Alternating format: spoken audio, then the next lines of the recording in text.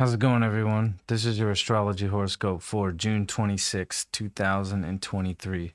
I'm astrologer Alex Skiles, and welcome to the Moonbase. Thank you all for being here. Please like this video and subscribe to the channel. I really appreciate it. Thank you so much.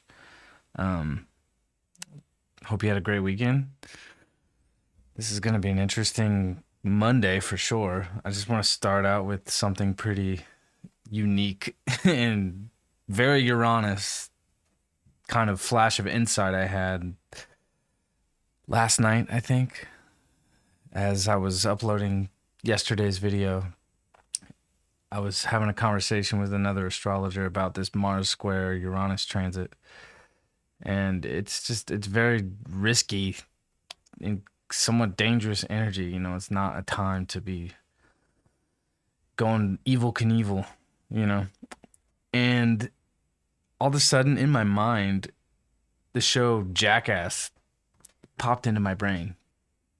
And I haven't thought about that in years. You know, I grew up watching Jackass.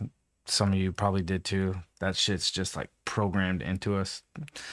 It was funny back in the day, but it hit me out of nowhere like a lightning bolt, which is very Uranus kind of vibes. And I was like, what? Like, this is weird. Like, it hit me in a way where I knew it was significant. So I was like, I bet you Jackass has some Uranus Mars square energy somewhere in its existence. So I was like, I'm going to go research that. So I typed it in Google. I was like, when was the first Jackass episode aired? And I'll pull it up here. I got it right here. This is so funny. April 12th, 2000. I remember that. I remember when this shit dropped. It was pretty epic. I was like 10 years old. And sure enough, this is why I love astrology, because it never misses, ever. Let me find the chart. And I ran the chart for that April 12th date for the first episode of Jackass. Where's Jay? I have it saved. Check this out.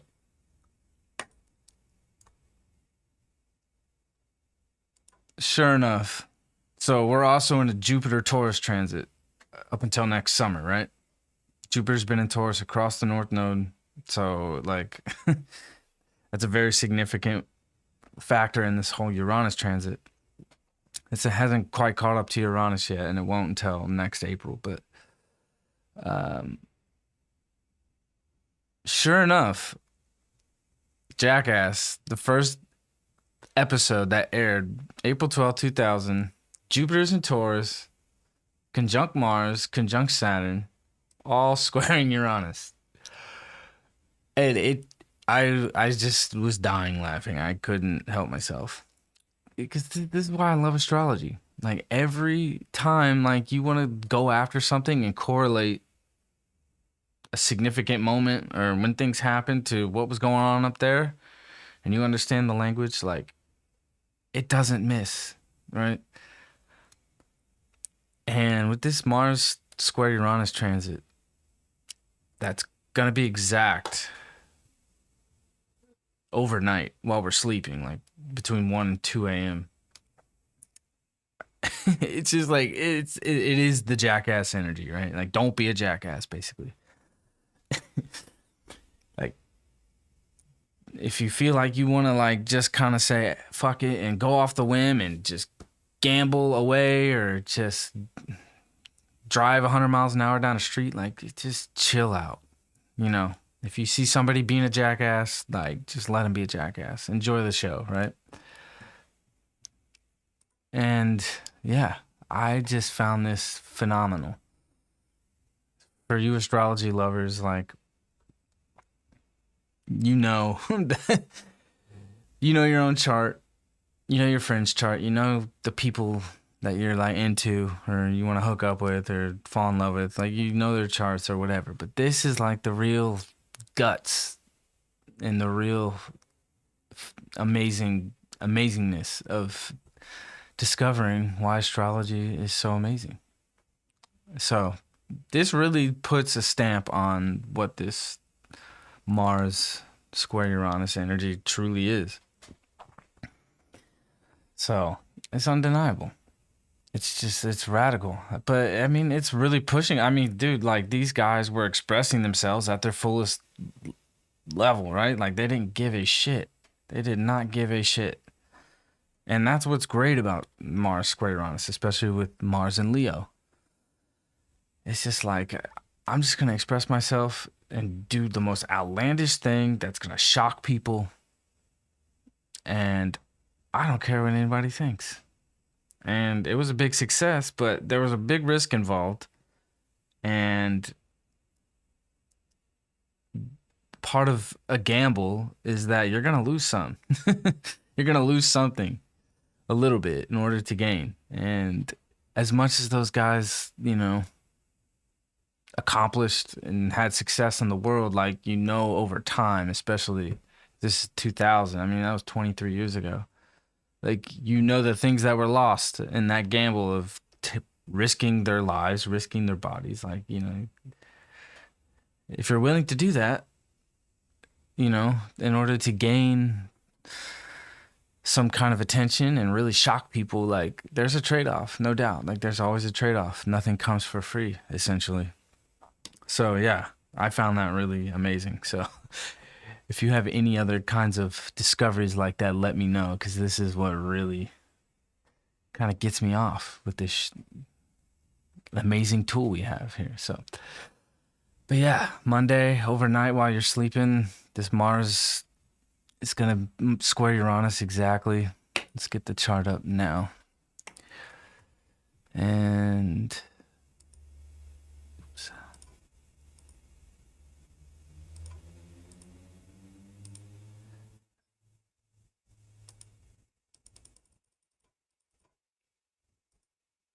And as we're doing that, like, or as you know, we're gonna wake up, we're gonna feel this. The sun and the moon are gonna square in Libra. Like, there's definitely gonna be some tense emotions to really kind of deal with, especially with relationships and just certain emotions of holding on to things. And you know, when we're in Cancer season, like, we're not thinking. Like, after we come out of Gemini season, you know, Gemini rules the mind. Mercury is the ruling planet of Gemini. You know, like, our minds are so active and we tend to just think and think and think and want to over intellectualize things. And, you know, we want to chase the facts and really kind of, you know, just kind of say it. But in Cancer season, our instincts and our intuition is just so heightened that our emotions tend to kind of bubble up, and, you know, the cup kind of gets overfilled. You know, Cancer just wants to fill its cup, essentially. And when the moon in Libra squares the sun in Cancer, that cup starts to overfill a little bit. And definitely within relationships, like, there's a little bit of, you know, a lot of discussions that, you know, need to be had in a sense to kind of balance out those emotions. And as that's happening, you know, we're gonna wake up, the sun's gonna come off, or the moon's gonna come off the square to the sun, and it's gonna oppose Chiron, and it's gonna kind of bring on this healing energy of, like, you know, the people that you're dealing with and the relationships that are evolving. I feel like it's really gonna mirror how you're healing in your relationships, and that's a good thing. That's a beautiful thing. And there's this kind of really intense, awkward energy from Mercury to Pluto. Like, there's an inconjunct or a quincunx, whatever you want to call it. In evolutionary astrology, they call it an inconjunct, and in mundane astrology, they tend to just call it a quincunx, which I think is a 145-degree angle. I'm pretty sure. I think. Could be wrong. Correct me if I'm wrong. But yeah, I mean, there's this awkward kind of energy. It's like that Always Sunny in Philadelphia kind of dark humor kind of vibe. Like, kind of like funny, dark thoughts. I mean, Gemini's funny. Mercury's still in Gemini. It's noon. It hasn't left Cancer yet. Like, it's still like the mind is just racing. And as it's, quincunxing over to Pluto, like, we're feeling very like humorous, but in a dark way, and it might bring up some things where people may accuse you of certain things that aren't you, or things you never said or whatever, and you just gotta let it pass, because by the evening, you're around 5:30, 6 o'clock, and this is on the West Coast. So if you're not on the West Coast, you can do the math. Mercury is finally in Cancer, and it's on its way to conjunct Juno. Juno is Jupiter's wife, right? And we're gonna have this kind of somewhat of a stellium. I know it's 3 planets, but when we have like a bundle of that, like there's a lot of focus there. And when it comes to these emotional deep bonds we have with people, and especially with family and maybe your mother, or just that feminine energy, like it's starting to come up. And with Mercury in Cancer, I mean, think about it. Like, it's left Gemini. It's kind of transcending this intellectual mental space. It's coming off this inconjunct to Pluto, and now we're really transcending and moving into this place where our intuition and our mind merge and they fully meet. Like, because Gemini is the duality, it's the masculine and feminine energy, and Gemini wants to merge that, right? But I feel that it doesn't really merge until we go through that cycle, and by the end of that cycle, then it really locks in, it really merges. So by the time you get to Cancer, like, that's when that feminine energy like merges with that intellectual masculine energy, and we're finding it much easier to put our thoughts and our feelings together and verbalize them in the ways we need to. So this is like a lot of healing emotions coming up, and by the evening, I feel like these conversations that we're going to be having are going to be very positive and beautiful. So that is very exciting. I mean, this Mercury, like in Gemini, it brought up a lot of the things that were going on in the Mars retrograde. Like, it crossed those same degrees. Mars was retrograding in Gemini since Halloween last year. It didn't go direct until January, and it didn't get out of its shadow period until March. Like, it was insane. Squaring Neptune, like, it was wild. Like, it was one of the most wild. It was probably my least favorite Mars retrograde I've ever experienced. And I'm an Aries person, so Mars rules Aries. So, like, when Mars is retrograde, or whatever your ruling planets are, or whatever like sign you are, and whatever planet like rules you, like, whenever that planet retrogrades, like, you feel it more than anything. And that Mars retrograde in Gemini over the past, it was almost 6 months. Like, that was very difficult. Think about Halloween all the way up until now, really, as Mercury crossed all that. Like, we're out of the Gemini situation. I'm grateful for that. I think we're all going to be very grateful for that. And this is just, Cancer energy is very healing. And I do love Cancer energy. It can get a bad rap sometimes, but I think, like, it's a transcendent energy on a level of that feminine energy really merging with the masculine, because it comes after Gemini. So that's when that merging really occurs. And another big thing going on this week, and I think it's relevant to talk about. I just want to say one more thing about this Mercury before I get into that. Is that this whole week we're having, like, as because Mercury moves 2 degrees a day, like it moves fast. So as we're having all of this, Mercury and Sun, Juno energy going on, like it's bringing up this, it's really amplifying this trine to Saturn here. That's retrograde in Pisces. And this is an amazing aspect. Like I think this is very powerful in a sense of what we're building creatively. Like, I mean, Saturn and Pisces, like it's a very creative energy, but if you're doing the work, like you got to do the work. Like Saturn, it's the hardest. It's one of the hardest. It is the hardest planet to deal with. It's heavy. I mean, it's made of lead. Come on. I mean, you got to do the work if you want your physical reality to look a certain way. Saturn rules our physical world. So if you want your physical world to look a certain way, like you got to do the work. And with Saturn and Pisces on its way to conjunct Neptune, and Neptune is the ruler of Pisces, like Pisces doesn't want to be in reality. Pisces doesn't want to be in the physical world.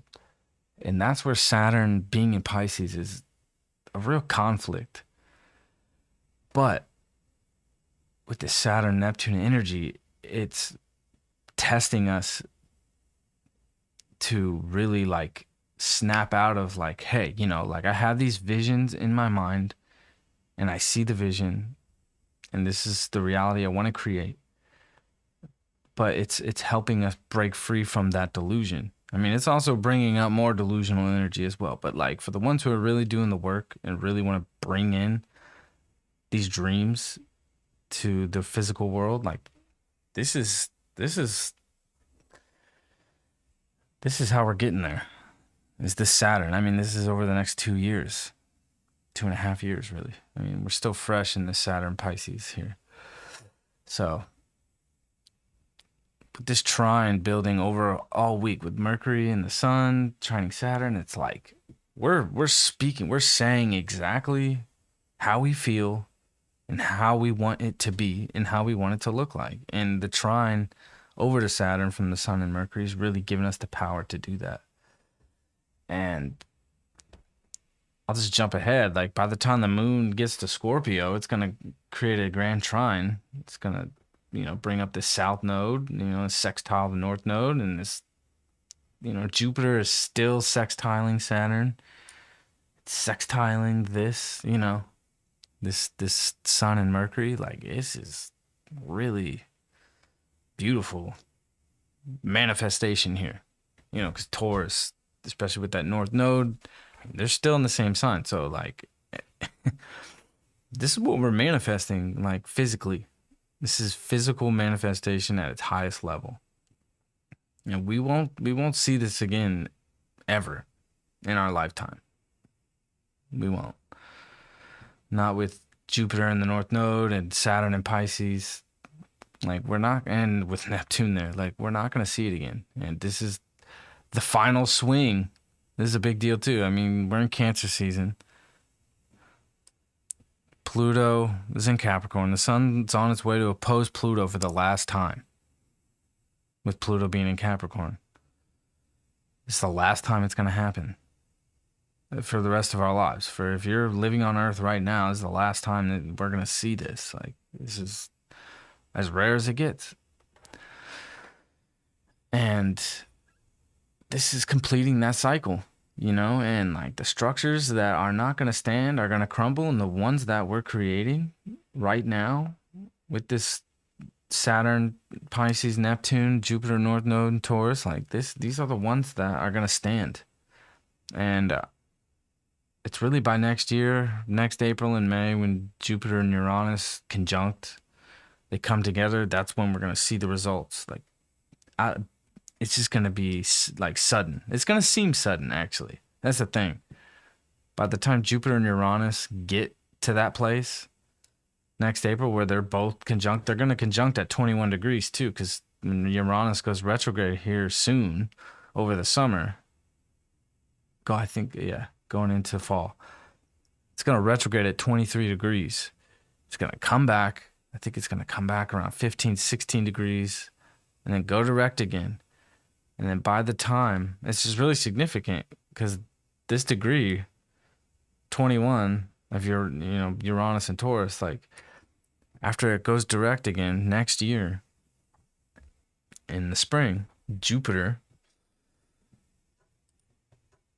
and Uranus are going to conjunct at 21 degrees. So all of this, it's real manifestation, creative energy isn't going to come into the physical world until Uranus and Jupiter meet.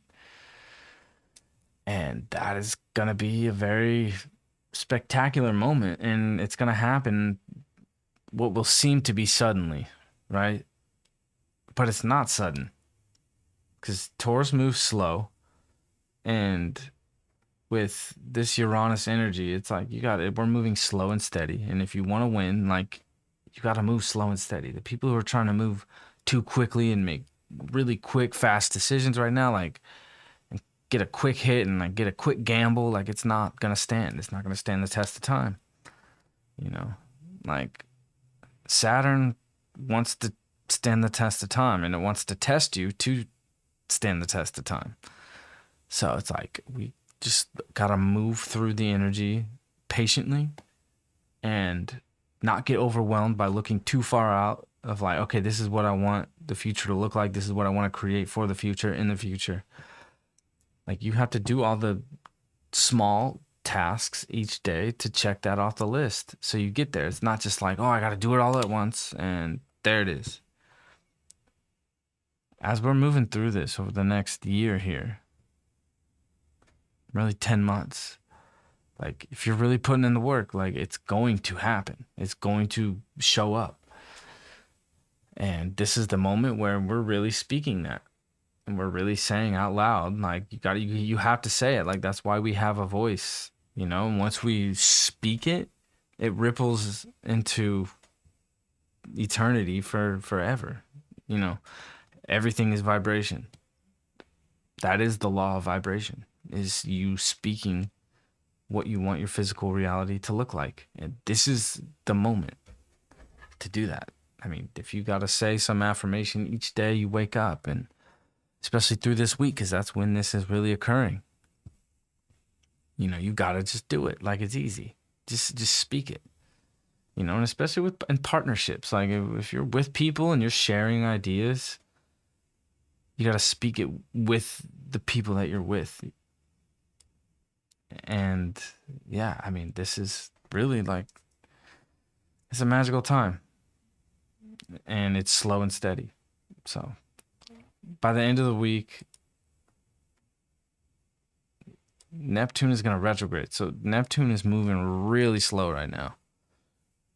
Neptune's going to come to a complete stop here, I think by Friday. We'll talk about that more when we get there, but I think it's relevant to what we're talking about with this Mercury Sun conjunction trine Saturn, sextiling Jupiter in the North Node.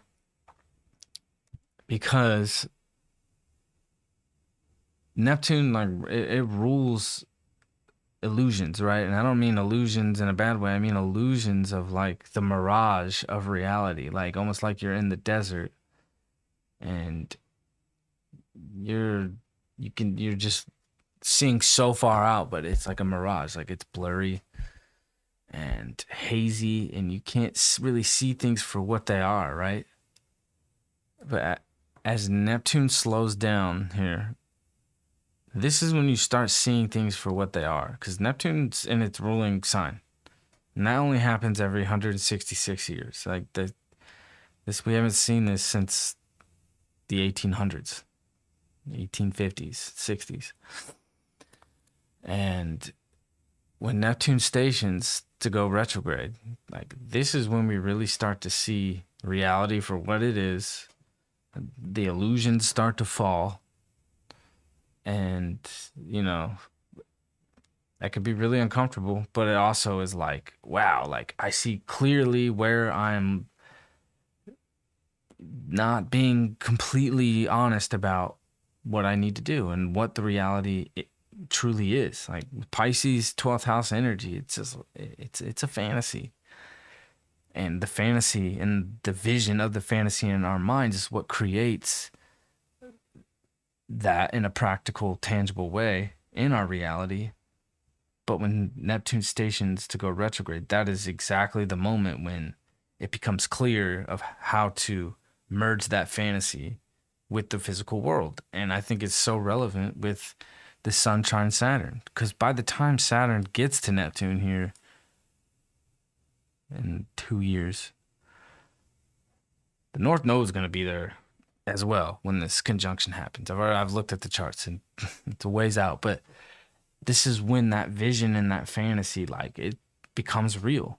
And with this Jupiter and Uranus conjunction, like whatever is going to kick off next year and what we're manifesting now, like the highest level of that isn't going to happen until Saturn and Neptune come together. And that is the next Venus retrograde, which is ironic because at the same time that that's going to happen is the next time Venus is going to retrograde. And it's going to retrograde in Aries across the North Node. So now is that moment where we're really spiritually and subconsciously manifesting our dreams. Like, and it won't be this way in the second half of the decade. Like, we want to channel this now. So as we're getting to the second half of the decade, Neptune's going to move into Aries. The whole vibration is going to be totally different by 2025, 26. Like Uranus is going to be in Gemini.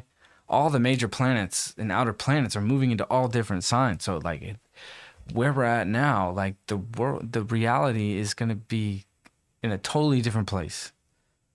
Neptune's going to be in Aries. Uranus is going to be in Gemini. Pluto's going to be in Aquarius.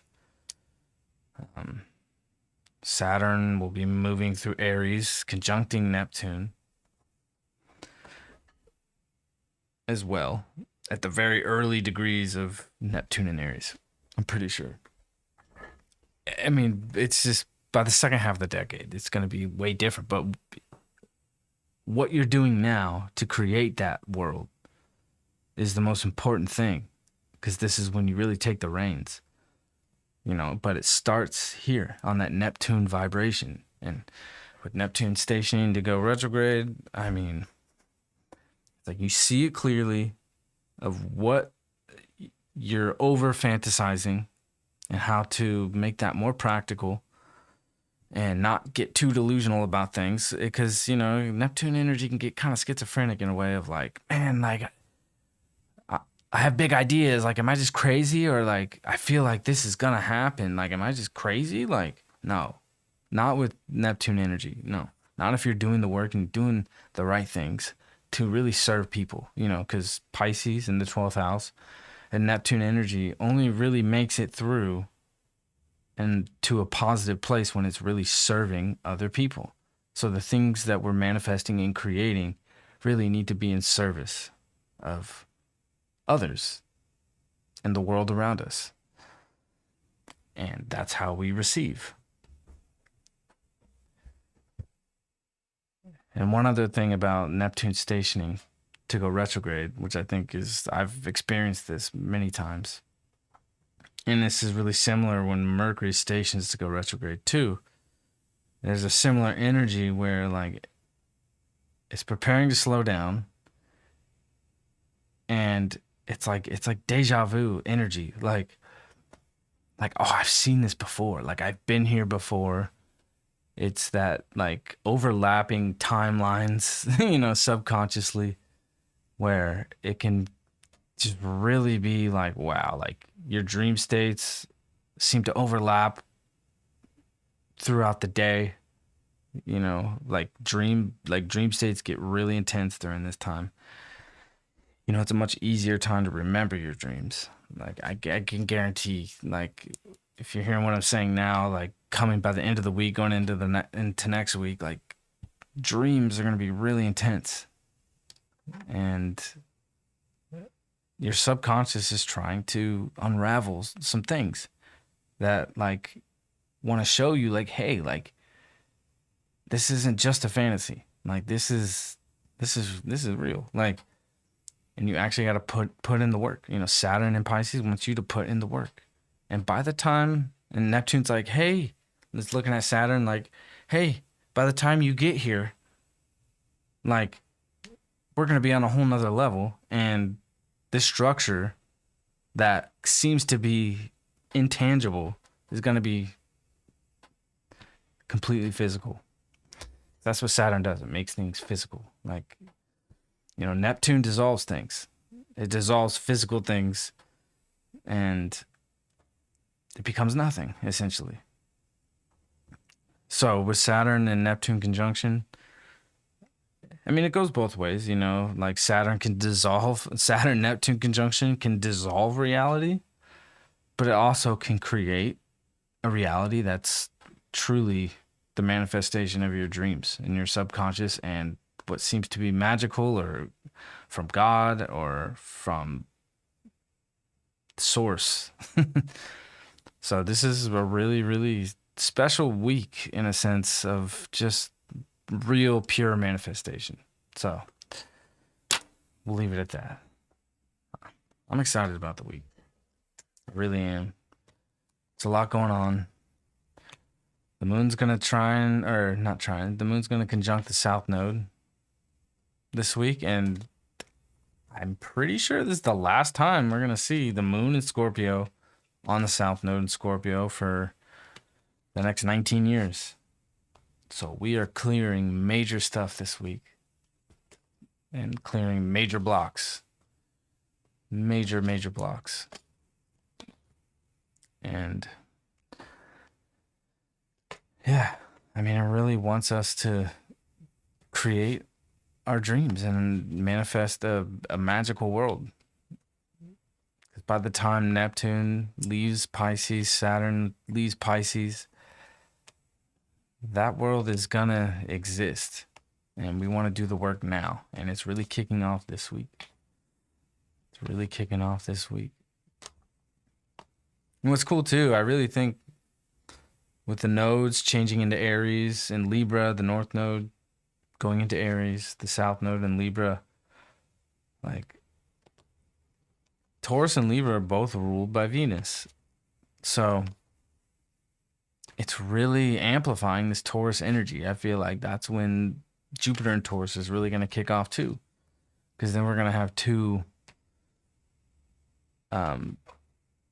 going to have the South Node, you know, communicating with Jupiter in a very Venus kind of way. So that's going to happen on the 17th of July. And I'm going to do a whole video on that one. Because that's like probably one of the most pivotal, important moments of this entire year. So I'll probably do a really extra long video on the nodes moving into Aries and Libra and leaving Taurus. I've loved the nodes in Taurus. I remember 19 years ago. Think about 19 years ago. Where were you 19 years ago? And how that loop and how that has looped and, you know, what your karmic destiny has unfolded before you. You know, the nodes are a 19-year transit, so just ponder on that because we're moving into a whole new karmic cycle. And wherever that is in your chart is where it is going to highlight. What do we got? We got the King of Swords. We got the King of Swords yesterday. This card's coming up. I mean, we're really like, you know, like we're not afraid to fight. I think this is really also bringing up this Neptune energy. It's like we are fighting off the clouds, you know. It's funny. I said this the other day too, is that like living in LA, it's like it's been cloudy for 4 months, 5 months straight. You know, I moved here like it's like, oh, it's going to be sunny every day. It's like it hasn't been. It's been a big thing here. It's like, what the hell's going on? It's like, this is what's going on. It's like, if you want to like remove like the cloudiness in your mind or just in in your environment. Like you gotta fight for it. You gotta own it. You gotta like own that power. So yeah, that's crazy. Car came out 2 days in a row. Anyway, I hope you all have a great Monday, and I really appreciate you guys watching my videos. This is a new thing for me, and I am very grateful to be here with you sharing this information. And if you have any questions or anything, please feel free to reach out to me and share this video, subscribe to the channel, like this video, follow my Instagram, all that stuff. Anyways, I'll see you guys tomorrow and have a great Monday. Peace. Oh.